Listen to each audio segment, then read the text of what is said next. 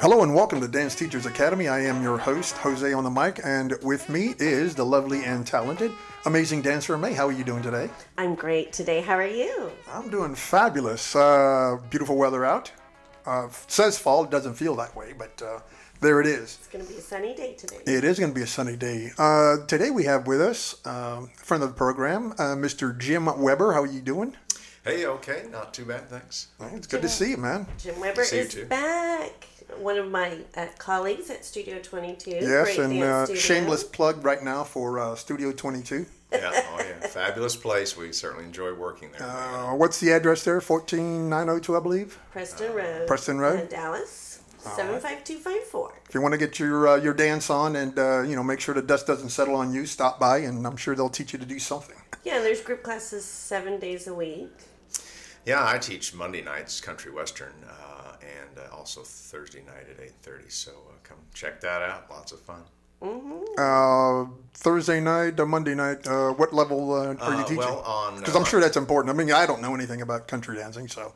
Well, no, it is important. 8:30 to 10 o'clock, we do level 1. So for the just non-dancers, very beginners, anyone that wants to come join. And then at 7 o'clock, 7 to 8:30 Monday nights, we do level 2. So the people that have advanced into that come then. Oh, right on. Thursday night at 8:30, we do a level 2 two-step. Really, it's for the people that already know how to do two-step, that we just work on patterns, 8:30 to 10 Thursday night, and that's what I do there. Oh, sweet. So I want to talk about that Monday night, 8:30. That's the level 1. Mm-hmm.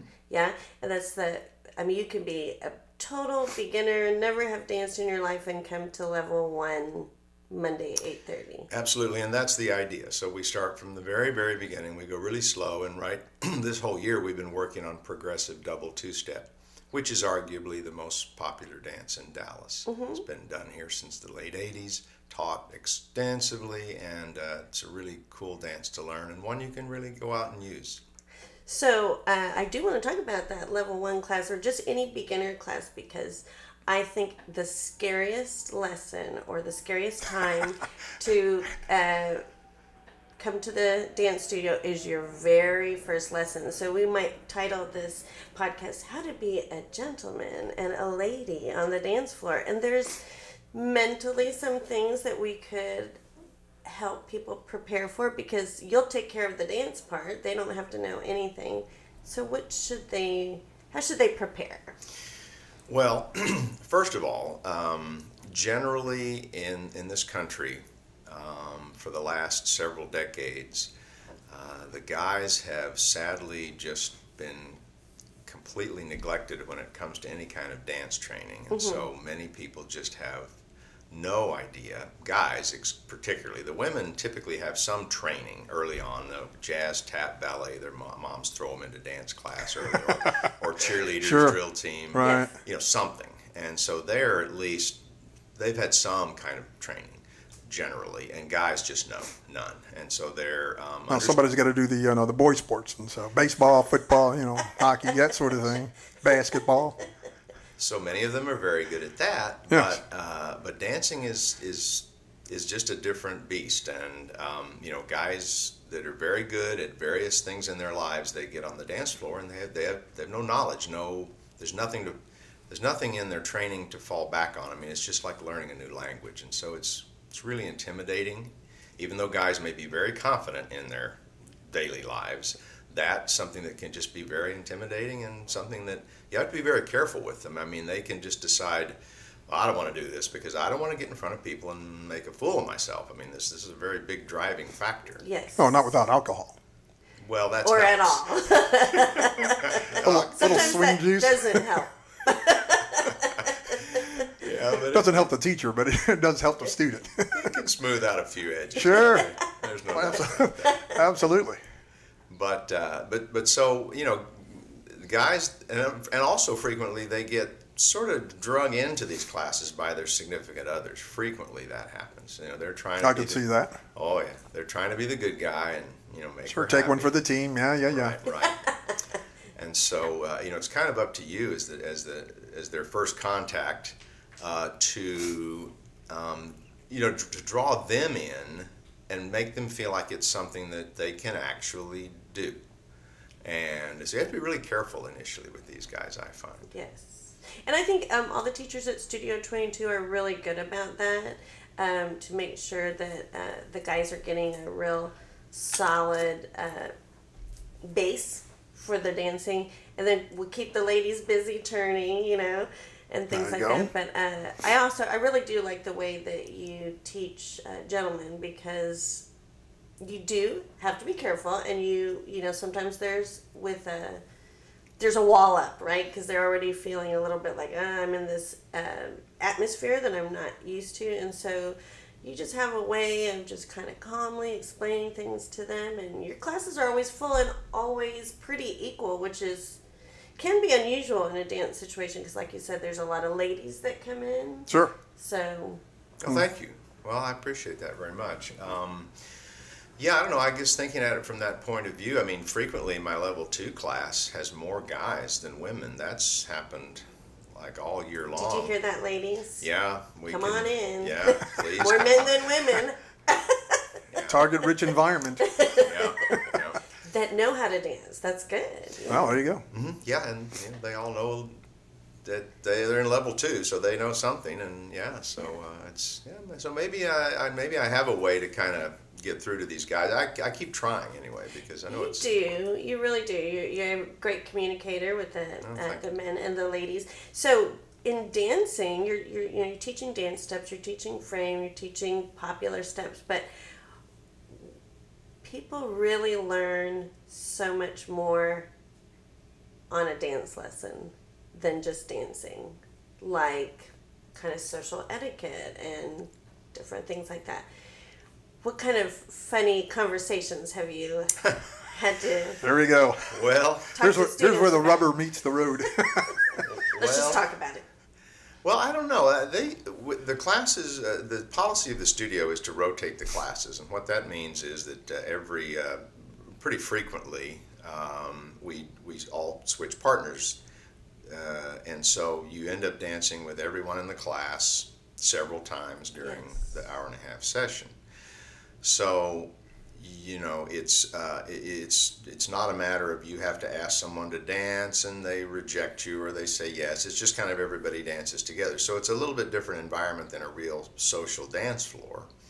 And in that respect, it's a little more comfortable because everybody knows what's going to happen. Everybody knows everybody's going to dance with everyone else. That's a really good point.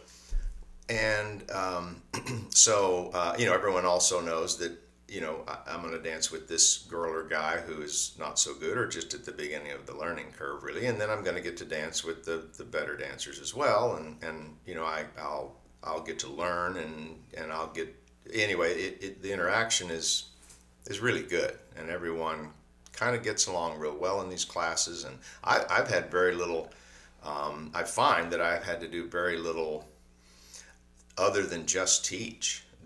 Generally people are really well behaved as long as you keep moving along and keep progressing and don't get bogged down in telling stories or, something like that. That's sure, kind of yeah.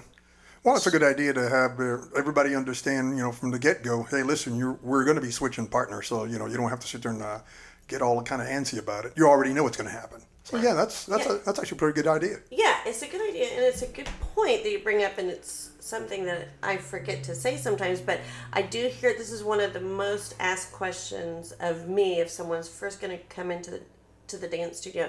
Do I need a partner to come to the group class? And the answer is no, you do not need a partner, which is really nice. Or sometimes you get the question, do I have to rotate when they learn because they come in as a couple? True. And I mentioned it's the studio policy, and the reason is that they believe that you learn faster if you dance with different people. And when I came into the studio, I didn't know that I believed that, but I've come to firmly believe that it really helps people progress a lot faster to dance with different people. How so? I'm not really well, I do have an idea. I've had occasionally couples that come in and they just refuse to rotate, and I'm not going to make them do it. They're married and they want to dance together, and that's all they want to do. Mm-hmm. But they both keep making the same mistakes. I see. And so they both don't get any better. And pretty soon, That makes sense. well, it does if you think about it, but I Yeah, it just does. would never have thought really about it. But I've seen it with my own eyes. All the rest of the people get better and improve, and this couple that doesn't rotate, they don't get better. They don't improve. No, they keep repeating their same mistakes So, until it becomes their pattern. Okay, no, this is how we're going to do it. Okay, yeah, off you go. yeah. Well, that makes sense. Yeah, so I mean, I've come to firmly believe that's good, and even when I teach socially at bar, I teach at a country western bar, Electric Cowboy, 3 nights a week, and I rotate my classes there too. And once people get used to it, they do it, and it's fun, and it's actually fun because you get to dance with a bunch of different people. You know, if you come into a club and you don't have a partner, and somebody, you know, gloms onto you for the class, and they're terrible, well, you're stuck with them for the whole class. Yeah, you got that wart all night. Who wants that? That's what used to happen. Okay. Yeah, so changing partners makes a follower better and a leader better because you learn how to follow different partners, you learn how to lead different partners. Then when you go back to your favorite partner, let's say you are a couple, you've improved individually. And so that's the whole idea. And I always like to say dancing is a slice of life, and the best way to handle a relationship, for example, is to say, what can I do to make this relationship better? And the same thing with dancing. What can I do in this dance to make it better? Instead of, Jim, you got to do your hand better. And if you would only do this, then I could dance better. See what I'm saying? Now you're on a little bit different subject, and I heard a story. There we go. And this was very funny. There was a guy that was actually a very high level competitive dancer, and he was very critical of his partners. Oh, you need to do this, you need to do that, and he never could retain partners. They would leave. And finally, somebody told him, "Hey, you should try taking a different approach. Ask them what you can do to help them do this better." And so he said, "All right, I'll try it." Probably didn't really think it would work, but he started saying, "Well, what can I do to help you?" To help you out with this thing. And so then he started to get some honest answers. And she would say, "Don't push me, don't pull me," you know. And so okay, well, maybe he's not the world's greatest dancer that he thought he was. Maybe he wasn't leading very well. Maybe he was pushing and pulling her when he shouldn't. She didn't want to. Yeah. Right. And so then he found that his dance life improved dramatically. Look at that. And so that's an interesting story. Yeah. So to be a gentleman or lady on the dance floor has to do with attitude is huge, right? Just like you were talking about that story. Or in this case, communication as well. Communication. As usual. Yeah, imagine I'm that. still learning about communication. How about that? Yeah, dance is, of course, physical communication, which is... Yeah, absolutely, yeah. Nonverbal, yeah. You know, so it's the same idea. You have to communicate clearly, and life is good. Yeah, we're going to go this way. Now we're going to go over here. And I think, let's talk about nonverbal communication, because I think when, I've had this happen when a new couple or a new guy comes in and the lady starts smiling, and ladies really enjoy dancing. And at first, sometimes the guys will think, are you laughing at me, or why are you smiling? Am I doing so? And when in fact we're just enjoying, but I think it's important to smile at your partner. I'm speaking from, to the females and from a female point of view, because it is not easy to lead.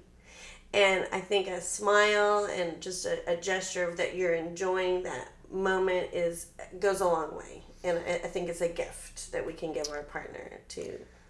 Absolutely. And I mean, I find that I've had students, I'll be just dancing with them to let them practice a little bit, and they'll go, "Why are you smiling? What am I doing?" Right? All of a sudden the years come up. I'm just kind of enjoying dancing. It's nothing special. I tend to smile when I'm having a good time. Yes. But that is, but yeah, you should smile, and because you should be having a good time, and dancing, even dancing poorly is more fun than not dancing. So that's true. That's true. As long as you're trying, sort of thing. Yeah. Yeah. So actually, I did notice that we were out of town here recently, and had a chance to see a competition, And that's the first thing that I noticed right away. I'm like looking at all the couples and everything, and it's like, okay, everybody's doing the same thing basically. Same level. Yeah, same level. And you get out there, you look at them, it's like, hey, you know what? This couple just seemed like they're doing it better because they had a nice natural smile. Now you get the ones that get the big fake smile, and I'm like, okay, you're trying a little too hard, man. Come on. But the ones that had real nice natural smile on there, they just seemed like they were moving better.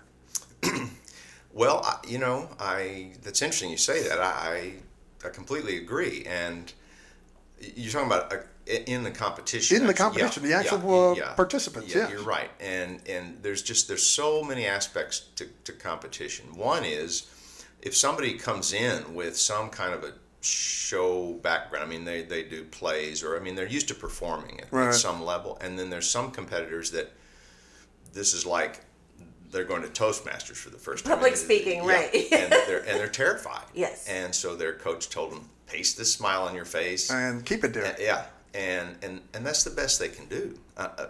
And that's kind of the difference that you're seeing. I mean, some people that are comfortable in front of people performing versus someone that's just training and doing their best. So it's really interesting, the dynamic. Yeah, because like I said, there were some guys up in there that literally had long faces. This was a job to them. They weren't having a good time at all. They were concentrating. Yeah, they were concentrating. Yeah. Okay, we'll that's go why with I'd rather see a kind of a fake smile than no smile at all, because you're training your face. Our face has muscles. So I do tell my students that we got to practice smiling. Sure. And it feels weird at first, but then you get used to doing it, and then it can become more natural. Right. But I do think there's just the several layers of performance experience, like you were talking about.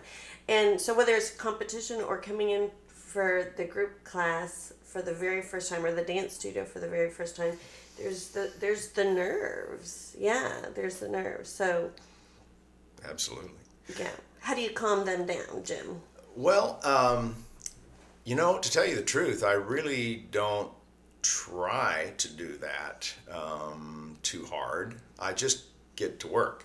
And I think I find, it may be just instinctual. I haven't never really thought about it a whole lot, but I just find if I get to work, I start instructing, I start making them do things with their body that they sort of go, okay, and they don't, and then don't have time to think about it. I'm too busy learning. I don't have the time. Don't have time to think about it. Yeah, I really think that's what happens. Actually, I never really thought about it a whole lot, but yeah.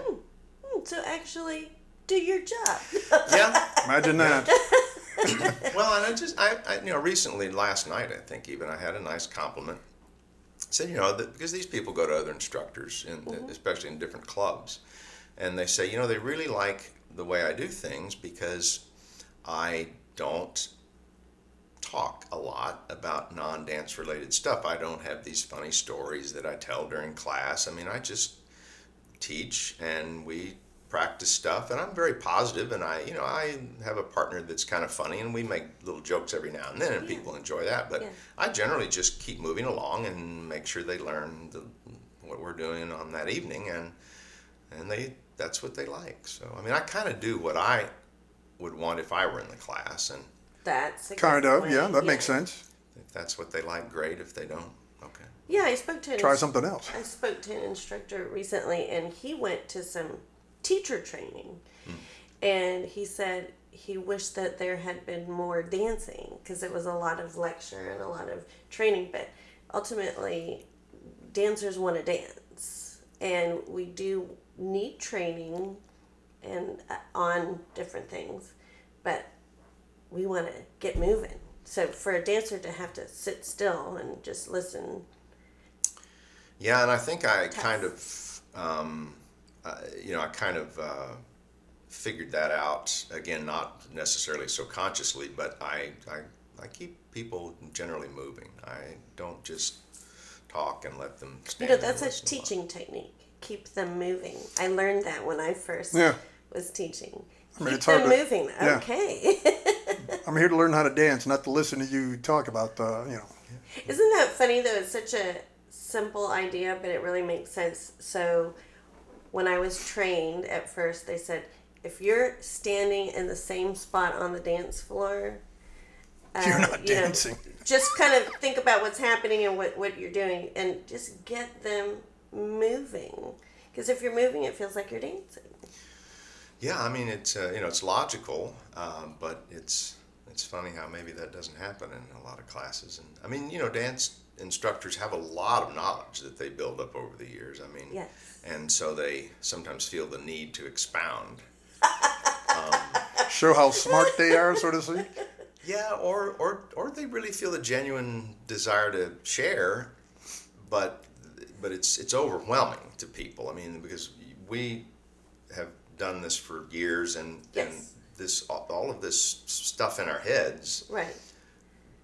It's like we want to sometimes give, but it's too much. They don't. They Now, don't can't. give it all to them in one night. Yeah, yeah. Yeah, their eyes start to glass over. Yeah. You start to go, oh, okay. Yeah, we're done Never here. mind. I'll stop right there. That's enough for today. Let's go back to the box stuff. And you've experienced that, I Yeah, know, and you're yeah. you're good at not probably overdoing that sort of thing, but you have to be a little careful, and generally less is more too. That's another thing I learned when teaching in clubs. If I think, well, should I go on and do this one other little addition step to what I'm teaching, and the answer is no. If you have to ask that You question, have the to ask answer yourself. is no. Correct. Yeah. So It's kind of the way it works. yeah. So So, should I? No. The Yeah. answer is no. Stop right there. and invariably, the people that they feel like they really get even one little step, if they really get it, they feel good.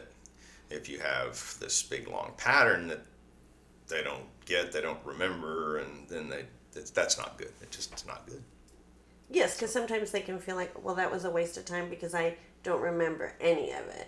So you do have to kind of check yourself as a teacher when you're teaching. I know I've had to do that too, like, should I try to fit this one? Yeah, a little thing, and I'm look at the time, I'm like, Yeah, that's it. okay, so we'll just do a lot more repetition and with the music and again and change partners. And then, of course, I'm thinking, well, maybe I should have. But then after class, someone says, that was so great. I feel like I really got it. And thank you for doing the repetition. You're like, oh, Right. okay. Invariably, that's what happens. So it's a hard lesson to learn, Yes. but I think it's the right thing. Yeah, once you get it, you get it. It's Yeah. like, oh, yeah, push too far. Too many things. Yeah. It's that one little block over there that tumbles everything. Yeah. And every once in a while, I'll do it again. And I go, I learned that lesson again. Okay. You have to remind yourself. Yeah. Yes, definitely. Okay, so you don't have any funny stories to tell me about. Could you please tell Joe Blozinski to blow his nose before he comes to class, and then please wash his hands? Well, I think it's sad that you actually have to bring that up. well, I mean, you would think not, but Here we go. Put him on the spot. well, It happens. It happens, and there are some things that people should be aware of, and you'd think they would be, but they're not. And so in a social, there's all kinds of people. Some people are socially not real well adjusted. They want to dance too. Yes, and Some they should. people yes. are very self-aware, and it's just there's all kinds. But the rules everybody can follow are pretty much the same. Pretty basic. Yeah, pretty basic. Pretty basic. So like, make sure you take a shower and put on deodorant, and that's Oh, the whole hygiene thing. the whole hygiene. Oh, come on, man. I'm just dancing. No. Really? No, yes. Hey, I Please showered shower. last week. No. Please shower before class. Wow. Because arms are up.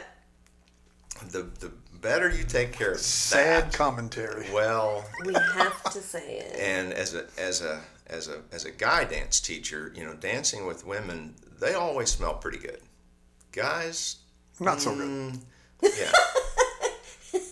Because, a guy will pick up his shirt on the floor and go, Yeah, it's still clean. It's got By the another way, day. guys, if you're picking It's got up, another day yet. if you're picking up the shirt from the floor, or if you're smelling it, it's not clean. If you have to It's even good. ask yourself, like, It's got another day. just got some another- advice. That's funny. And on that same topic, I think we just took a weird turn here, folks.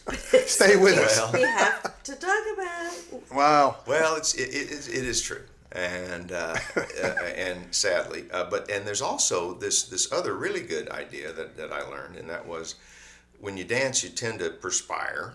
And Sure. If the guys would wear a good quality undershirt, that helps. Because if the lady is like connecting to you and you're dripping wet, that's, I don't know, not so good, right? It's very distracting, and it could be the nicest person in the world. And there's just some guys and ladies who just sweat. Right. And that's okay. So you just have to sort of manage that. So similarly for the ladies, like I prefer to wear a sleeve when I dance. I have some cute tops that are sleeveless or, but I think about the guy has to put his arm on my back and I, as a good manners, I don't want to sweat on my partner's arm. Yes. They probably don't like to feel sweaty armpits either. You, as a guy, I will say, yes, you are right. See? I mean, they could be the most beautiful lady, lovely, but it's distracting. It's distracting. So it's just like things that we think about because we're around it all the time. And even guys bringing an extra shirt Yes. to change into is a good idea. There's a number of guys that do that. That's also a good idea. Yeah. And I like that about the ladies because I'd never really thought about that. But that's I very think about thoughtful. that. Yes. And that's a good idea. Yes, I think about that. Yeah. The other one other thing is, of course, breath. Eat 'em in. Eat them in, or a box of them, or whatever you need. Even my pastor said, if you're going to talk to people about Jesus, put a mint in your mouth first. Yep. There you go. It's a good advice. And I find another really good rule is do not have a big Italian meal full of garlic before you go dancing. That's that whole breath mint thing. Yeah, but particularly garlic. Yes. Is I love garlic. I know, and it's good for you. Yeah. And it's terrific, but man, it's Not on the hard. dance floor. No, it's just not good. Yeah, this is funny. So as an instructor, I like garlic and onions so much, and jalapenos. Oh, by the wow. way. But I try to reserve those things for the days that I'm not teaching. Okay. Because yes, as much as you brush your teeth or put a mint in your mouth, it's like, woo! What Italian Well, restaurant especially, did you well, down if you're a sweater, then obviously it's going to come out in the pores. So Yes. Yeah. That too. yeah, now you're basted. So I find those are the two biggest probably things. Garlic or maybe onions also on the breath, and then guys wearing an undershirt, the sweating thing, and Yes. and hygiene, not body odor as well. Since Sure. we're talking about this, Yeah, stuff, well, put it I- all on the table. Yeah. Let's bring it all out. and the ladies' idea of Yes. that. So that would solve pretty much all Solve a lot of problems. all of that stuff. Yeah. Oh, now that we got that sorted out, let's work on that world hunger, and But I have one more before World Hunger. Yeah. When we're taught to, when we sneeze, to cover our mouth. But as a dancer, you don't want to cover your mouth with your hands and then go and dance with someone. So you kind of have to think about yeah. sneezing your elbow. And oh, by the way, if you're sneezing too much, maybe it's time to skip class that day.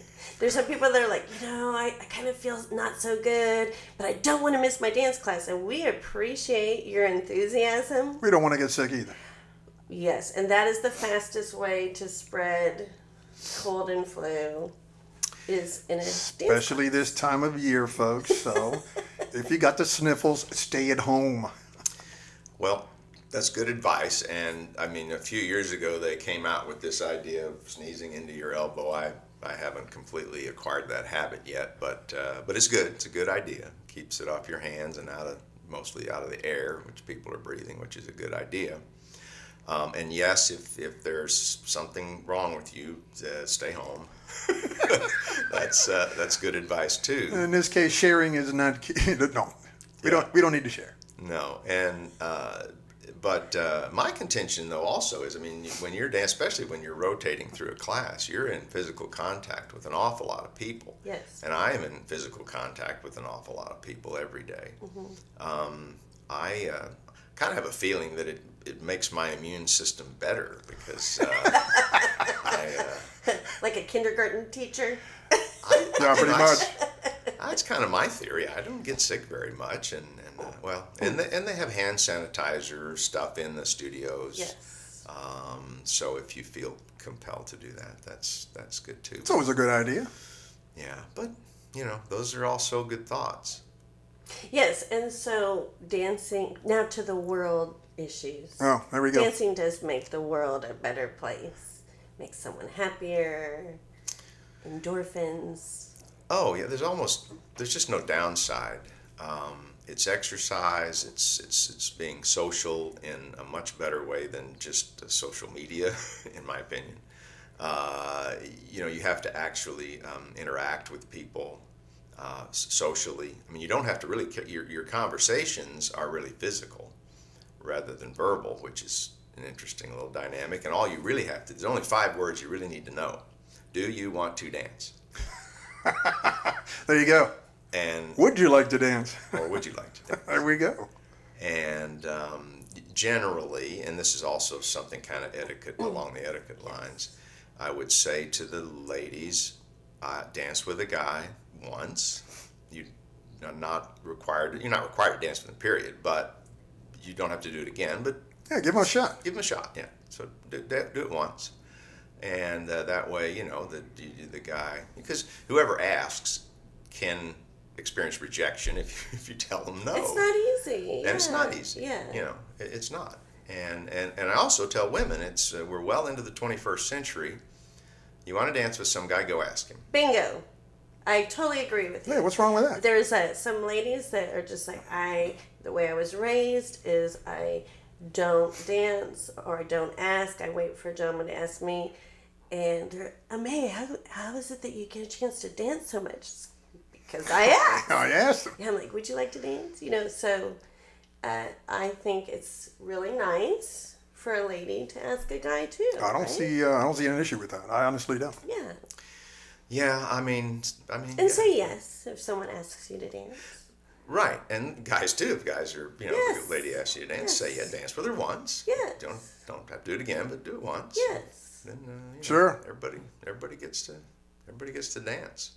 So yeah, I don't think there's any real issue with that. I don't know a lot of women, especially older ones, that they're raised, that they're not supposed to ask somebody to dance. The guy's supposed to ask them. But yeah, we're long enough into the 21st century that I think it's okay. Yeah. I don't know, vacuum tubes are dead. Come on, move on. It's time to move on. So do you want to talk about where you're teaching? You talked about Studio 22 and the classes you teach there. What about your other classes that you teach? Where are you teaching? Well, I teach at the Electric Cowboy in Louisville, Texas. Okay. And 3 nights a week, Wednesday, Friday, and Sunday. And we have a really nice. There's a lot of people that come to my classes. You're busy. It's a lot of fun. Yeah, it keeps me busy, and it's really good. Wednesday we do 2-step from 7:30 to 8:30 is the class. Friday we do progressive double 2, same dance I teach in Studio 22, from 7:30 to 8:30, and then on Sunday night we do West Coast Swing from 6:30 to 7:30. The doors open 30 minutes prior to the beginning of every class, so you can come in and practice a little bit before nice. Yeah, it's really nice. You can get a drink, practice a little bit, get ready for class. It's really sure, good. Swing juice. Yeah, and it's helpful. Absolutely. I'm a firm believer in that. And then the club is very dancer friendly, which is not the case of all clubs. The DJ is really, really good. And on Sunday night, they let us play West Coast Swing music. I mean, they don't even play country music for the first 3+ hours. Oh, wow. That they're open. Okay. That's kind of cool. Yeah, since it's a country establishment, yeah, they let me run West. And so we have a ton of West Coast Swing dancers that come on Sunday, and it's really super fun. Great. Yeah. All right. Well, we are going to allow you to get yourself ready for your next gig. I'm sure you're about to get there. And I have one more shout out that I was thinking about. Go right ahead. The last podcast we did, we talked kind of about my personal history, and I just wanted to mention a gentleman by the name of Don Cheshire, who I'm not sure if I mentioned him last time, but I really wanted to let folks know that he was one of the first dance teachers in this Metroplex. He worked for a company called Fun Ed years ago. I don't know if you remember that. Fun Ed. Yeah, they had a lot of supposedly fun classes taught by various, pretty good instructors. And he was the country western instructor for them, and so he taught an awful lot of people. And he joined with me, or I joined with him years ago, and started to work with him and for him. And so I got a lot of exposure through him, and he had been doing this in the DFW area for decades. And I just wanted to mention that because he's a super good guy, and I appreciate what he did. I think it's important There you go. to show appreciation for the Sure. people that have helped us along the way. That's right. And that's our Drop name out there for your mentor. Sure, why right. not? That's our heart of Dance Teachers Academy, is definitely talk about who's helped us and then moving forward helping other people. There you go, reaching out. All right, well, Mr. Weber, thank you for being here. Thanks, Jose. Pleasure as always. Thanks, Thank Amay. you, Jim. My pleasure. The too. lovely Amay, thank you. Thank you, Jose. All right, well, now, folks, this has been another episode of Dance Teachers Academy. Thank you for listening, and we'll see you on the flip.